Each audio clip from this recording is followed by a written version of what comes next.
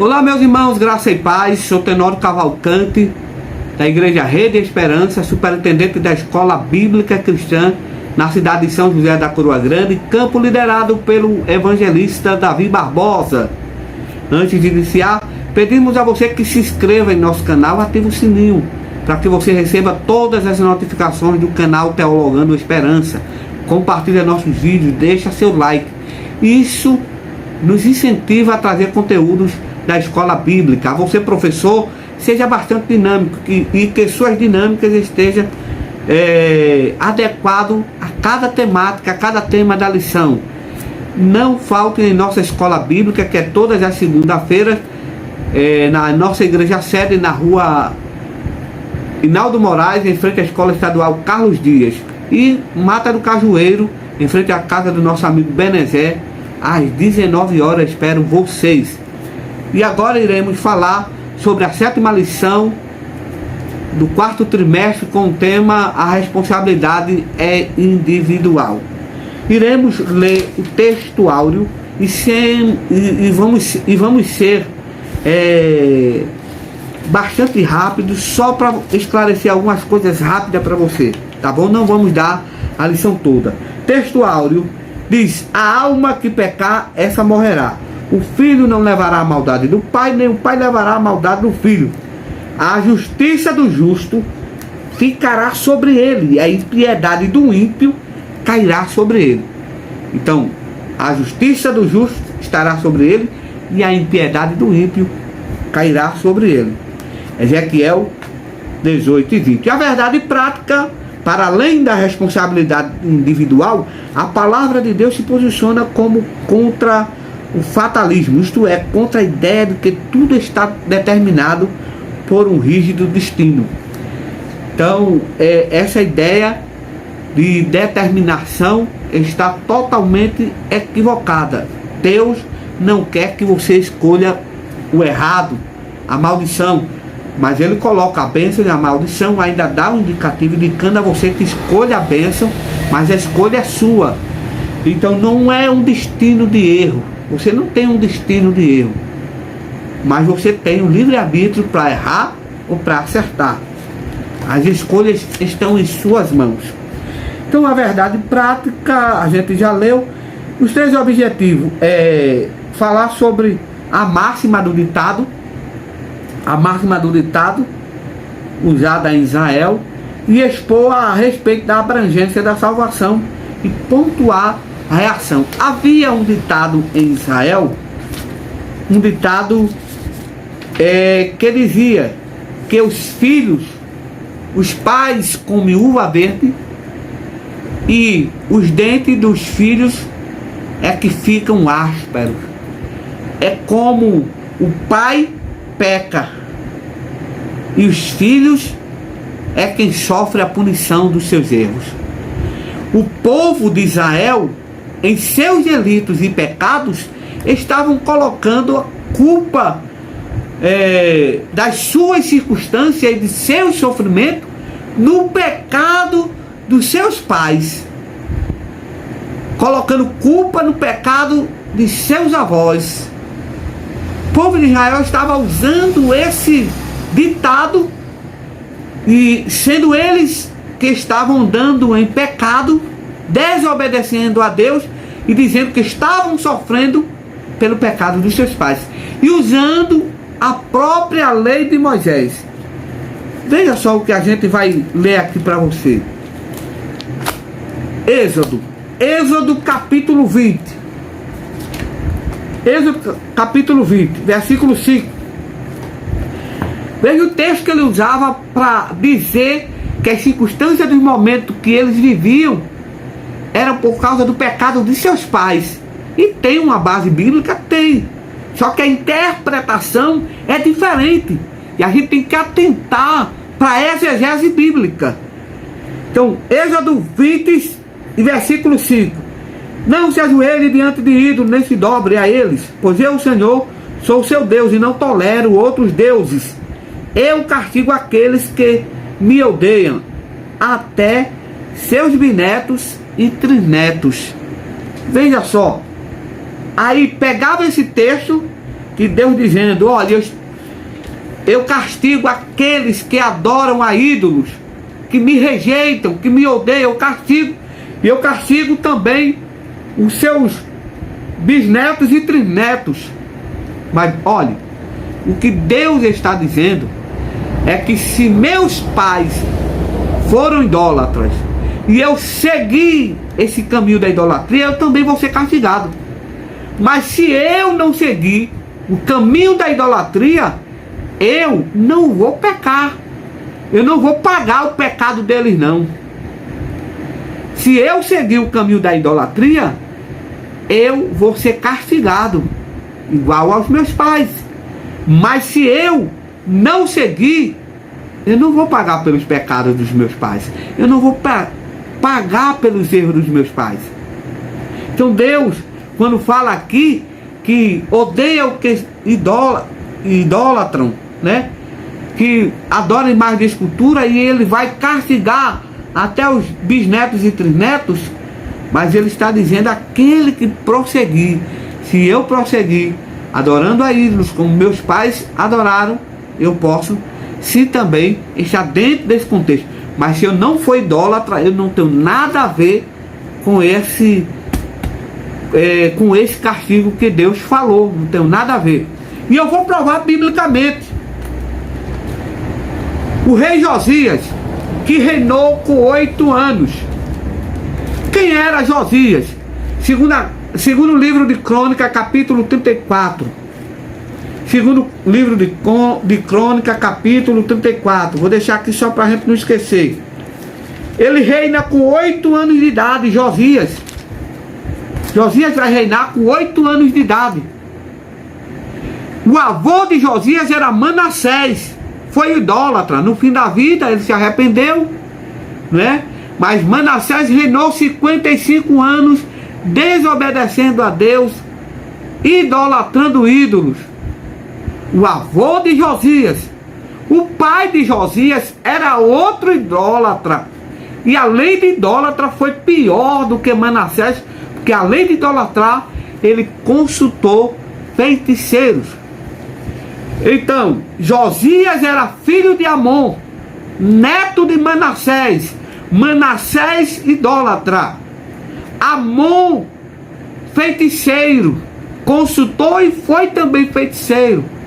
Então, nem o pai, que era Amon, nem o avô atrapalhou Josias servir a Deus. Por quê? Segundo o livro de Crônica 34, primeiro Josias começa a reinar com 8 anos. Versículo 3, no 8º ano de Josias, do reinado de Josias, 8º ano, ou seja, ele tinha 8 quando começou a reinar, e depois mais 8 anos do seu reinado, se passou 8 anos, ou seja, Josias já estava com 16 anos. Com 16 anos, quando ele ainda era jovem, começou a buscar ao Senhor. Com 16 anos, Josias começa a buscar ao Senhor. No 12º ano, ou seja, 12 anos, você é só fazer, né, a conta, 12 mais 8, 20, Josias já não está mais com 16, Josias está com 20 anos, e com 20 anos, ele começa a purifica Judá e purifica Jerusalém, extirpando, quebrando, tirando todas as imagens de escultura de Judá e de Jerusalém. No versículo 8, no 18º ano, ou seja, 18 anos. Então, 18 anos depois, ele já tinha 8 mais 18, 26. Com 26 anos, ele começa a reparar a casa do Senhor. Então, segundo o livro de Crônica, capítulo 34, versículo 3, fala Josias com 16 anos, porque no 8º ano do seu reinado, ele já tinha 16, quando era jovem, começou a buscar o Senhor. Ainda no versículo 3, no 12º ano, 12 mais 8, 20, começou a purificar com 20 anos Judá e Jerusalém. No 18º ano do seu reinado, ou seja, 18 mais 8, que ele já tinha 8, 18 mais 8, ele tinha 26, ele começa a reparar a casa do Senhor. Com 16 busca, com 20 purifica, e com 26 ele começa a reparar a casa do Senhor, porque começaram a trazer vários ídolos para a casa do Senhor. E ele começa a quebrar todos os altares e queimava os ossos. Ele não queria nem saber dos ossos dos sacerdotes idólatras. Ele queimou, ele jogou as cinzas fora dos sacerdotes idólatras. Então, só para você recapitular, que o pecado dos meus pais, dos meus avós, quem vão pagar são eles. Josias era neto de Manassés, idólatra, filho de Amon, mas não seguiu os passos dos pais. Ele começa a purificar, ou seja, a maldição que tinha no seu pai, no seu avô, foi quebrada com uma atitude de mudança de Josias. Josias foi a lâmpada de Israel. Então, no livro de 2 Reis, capítulo 23, versículo 16 a 18, ele ia quebrar o altar, como quebrou vários altares, mas teve um monumento, quando ele ia quebrar, disseram: Josias, você quebrou todos os altares você quebrou dos idólatras, agora esse monumento aí, esse sepulcro não quebre. Como assim? Porque esse homem de Deus profetizou sobre você e falou até como seria o seu nome, Josias.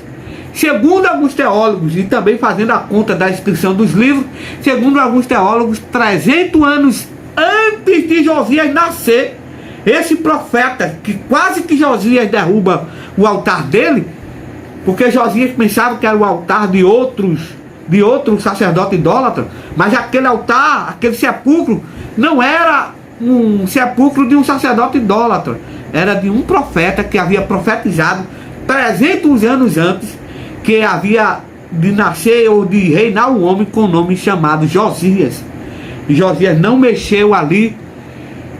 E essa profecia foi lá em 1 Reis, capítulo 13, versículo 2.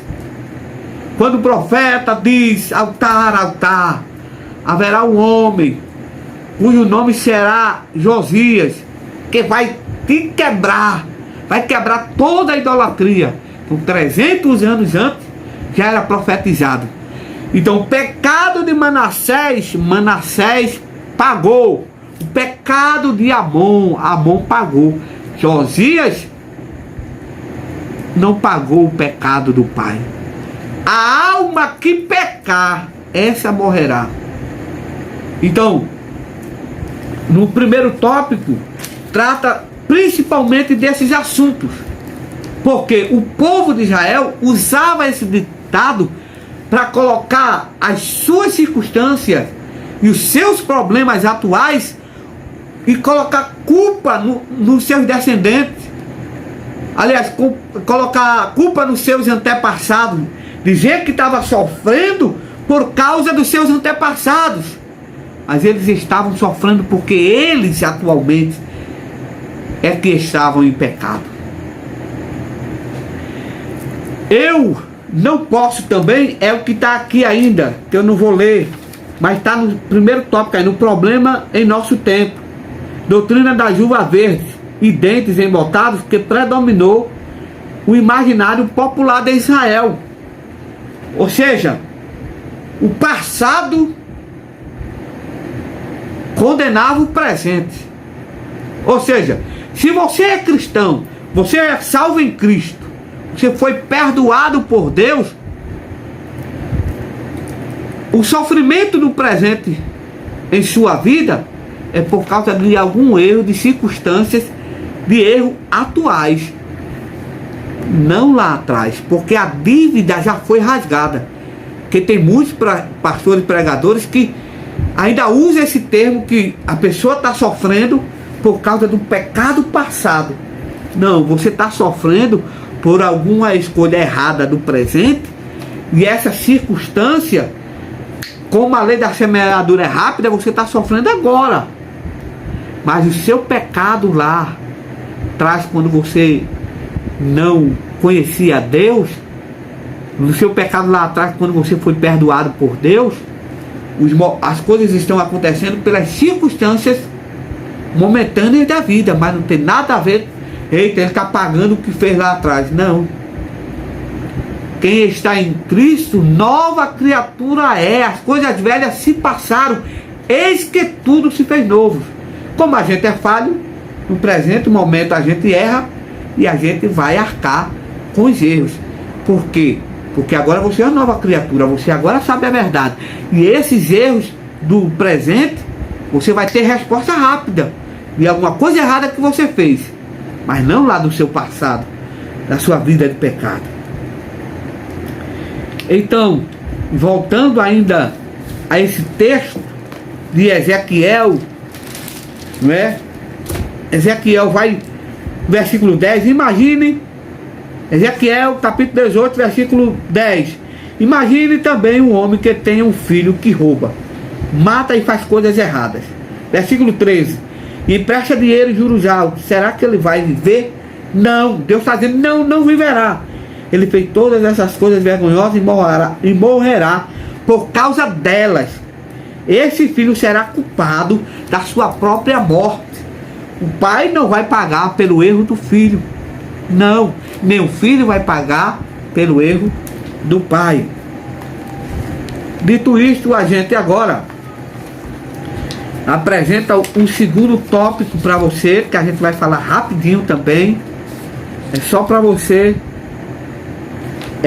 ficar inteirado dos assuntos. Segundo tópico, sobre a salvação para todos os seres humanos. Sobre a salvação para todos os seres humanos. A esperança para o pecador. Essa ideia está muito clara no capítulo inteiro, que para não deixar dúvida, Ezequiel afirma de maneira direta, reiterando diversas vezes exemplos claros e ilustrações. A vontade de Deus é a salvação para todos os seres humanos, para que ninguém se perca.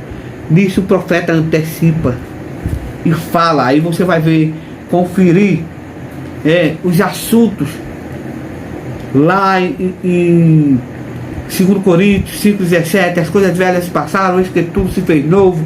Lá em João 5,40, em Timóteo, 1 Timóteo 2,4, você vai ver que as coisas velhas, as coisas do passado, não importa mais, e não Deus não vai fazer você pagar pelo seu passado, e principalmente pelo passado dos outros, você não vai pagar. Refutando um pensamento fatalista. Tanto os exilados na Babilônia, como os que estavam em Judá, em Jerusalém, acreditavam ou se justificavam numa ideia falsa de que estavam pagando pelos pecados dos pais. É o que eu já havia falado, pelo ditado popular Deus proíbe o uso desse ditado popular, porque a responsabilidade é individual. Deus proibiu esse ditado a Israel. Vocês não devem repetir, porque o problema é individual de cada um. Tem duas situações aí de pecadores ou de pessoas que são libertas, né?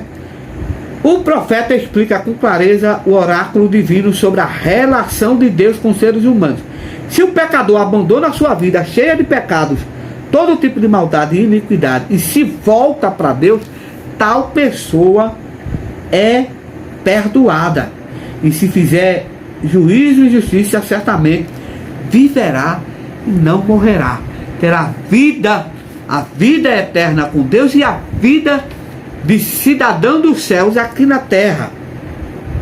Agora, mas se pelo contrário o justo se desviar de sua justiça e cometer injustiça e iniquidade, conforme todas as abominações que faz o ímpio, ou seja, o desviado que comete, que sai da igreja, que sabe a verdade, ele se desvia de todas as suas justiças que tiver feito, não se fará memória. Ou seja, ele foi um bom crente, ele teve um bom exemplo, ele foi uma maravilha do céu, mas a partir que ele se desvia, não se fará mais memória de tudo que ele fez, se apagará. É por isso que quando caímos em erros e se afastamos do caminho do Senhor, a gente até usa um ditado também, né? Quando eu estava na atividade, quando eu estava em santidade com Deus, cadê que me lembraram das coisas boas que eu fiz, das almas que eu ganhei, da escola bíblica que eu ensinei, do discipulado que eu ensinei? Cadê que ninguém lembra? Porque Deus é quem faz as pessoas esquecerem. A partir que você se afasta, as pessoas, os teus condenadores, vai só se lembrar do ato de pecar e se desviar. Eles não vão lembrar mais, porque é Deus que apaga da memória do povo, na sua transgressão com quem se transgrediu. Aí vou começar a frase de novo. Mas se pelo contrário o justo se desviar de sua justiça e cometer injustiça e iniquidade, conforme todas as abominações que faz o ímpio, de todas as suas justiças que tiver feito, não se fará, não se terá memória na sua transgressão com que transgrediu, e no seu pecado com que pecou, neles morrerá. É possível sim o salvo perder a salvação temporariamente.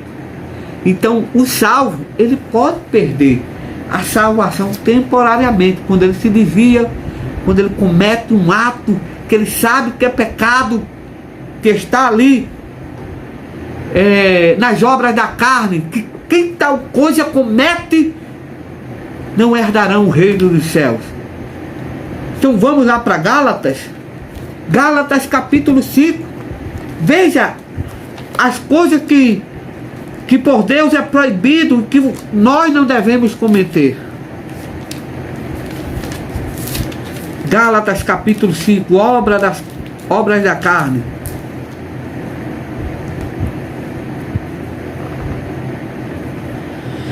Digo, porém, andai em espírito.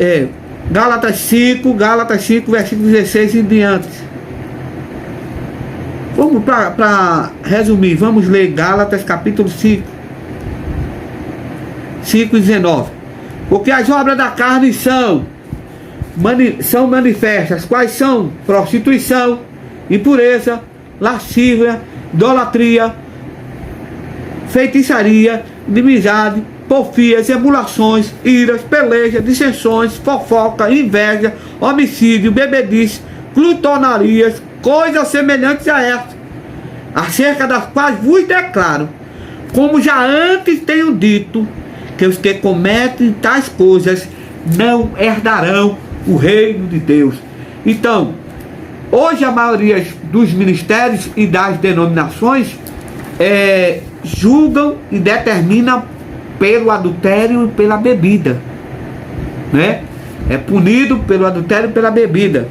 Mas dentro da galeria do pecado da carne está a inveja, está a fofoca, e os que tais coisas praticam não herdarão o reino dos céus. Então você deve atentar que essa informação é muito importante para nós cristãos. Voltando aqui ao assunto, que o cristão ele pode se desviar, ele pode perder temporariamente a salvação, ele pode perder, e ele pode perder a salvação definitivamente. Então tenha cuidado com o pecado que os que tais coisas praticam. Leia, irmãos, bastante Gálatas capítulo 5, versículo 19 ao versículo 21. Os que tais coisas praticam não herdarão o reino de Deus. Então, quando você fofoca, porque até a glutonaria aqui entra como pecado capital, que está dizendo que os tais coisas praticam não herdarão o reino do céu. Então você tem que ter. Então o comentarista está dizendo que o cristão pode, o salvo pode perder a salvação temporariamente. O erro que você comete naquele momento ali, aconteceu o arrebatamento também, você fica. Então, você também pode perder a salvação definitivamente. Você pode perder a salvação. Vamos conferir? Segunda carta de Pedro, capítulo 2. Segunda carta de Pedro, capítulo 2, versículo 20 a 22.